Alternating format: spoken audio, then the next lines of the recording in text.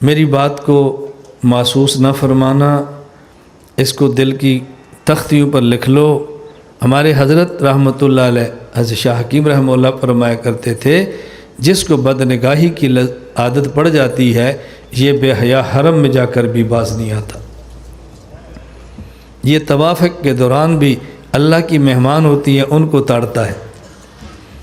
کوئی خاتون میری مہمان بن کر آئے، میرے دوست کی بیوی اور بہن اس کے ساتھ آئے، تم ان کی طرف دیکھو،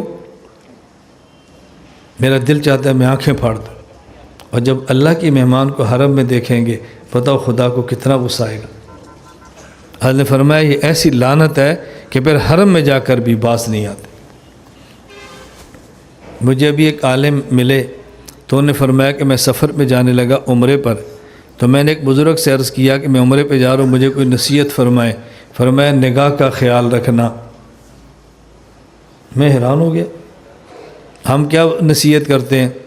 طواف بہت کرنا، عمرے بہت کرنا، حرم میں رہنا، درود پاک بہت پڑھنا، اور وہ نصیحت فرما رہے ہیں وہاں جا کر آنکھوں کا خیال کرنا، وہاں جا کر آنکھوں کا خیال کرنا، وہاں جا کر آنکھوں کی حفاظت کرنا۔